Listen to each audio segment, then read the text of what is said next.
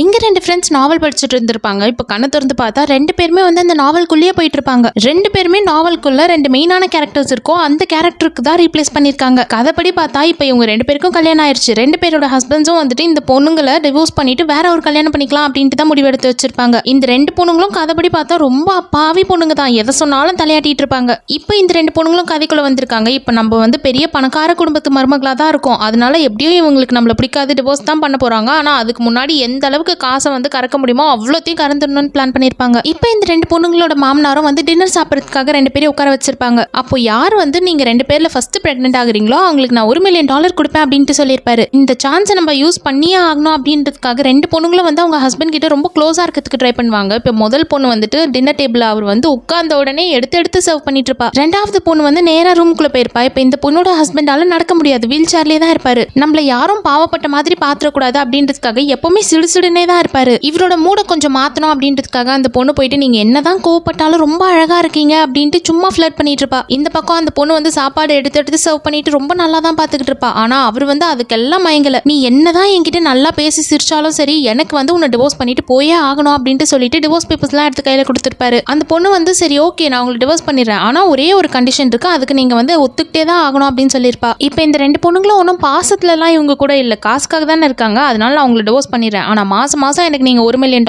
கொடுப்பேன்னு சொல்லுங்க, நான் இப்பவே கையெழுத்து போட்டு தரேன் அப்படின்னு சொல்லியிருப்பா. அவரும் ஒத்துக்கிட்டதுனால இப்போ இந்த பொண்ணு வந்து கையெழுத்து போட்டு கொடுத்திருப்பா. அடுத்த நாள் காலையில எந்திரிச்சு பார்த்தா இப்போ இந்த பொண்ணோட அக்கௌண்ட்க்கு $1 மில்லியன் கிரெடிட் ஆகிருக்கு அப்படின்ட்டு மெசேஜ் வந்திருக்கும். ரொம்ப சந்தோஷமா தான் இருக்கு. அதனால இந்த விஷயத்த உடனே அவளோட ஃப்ரெண்டு கிட்ட கால் பண்ணி சொல்லியிருப்பா. எனக்கு எப்படியோ ஒரு வழி கிடைச்சிருச்சு, இப்போ இவங்களை டிவோர்ஸ் பண்ணாலும் வந்துட்டு எனக்கு மாசம் காசு வந்துட்டு தான் போதும். அதனால இப்போ உன்னோட வழி தான் இன்னும் கிளியர் ஆகாம இருக்கு, நீ தான் ஏதாச்சும் ஒன்று பிளான் பண்ணி நீயும் வந்து செட்டில் ஆயிக்கோ அப்படின்னு சொல்லியிருப்பாங்க. நாவல் கதைப்படி பார்த்தா இவங்க 2 பேருமே வந்து டிவோர்ஸ் பண்ணிட்டு வெளியே போயிட்டு ரொம்ப கஷ்டப்பட்டுட்டு தான் இருப்பாங்க. ஆனா இவங்க 2 பேரும் இந்த கதைக்குள்ள வந்து கதையே மொத்தமா மாத்திருவாங்க.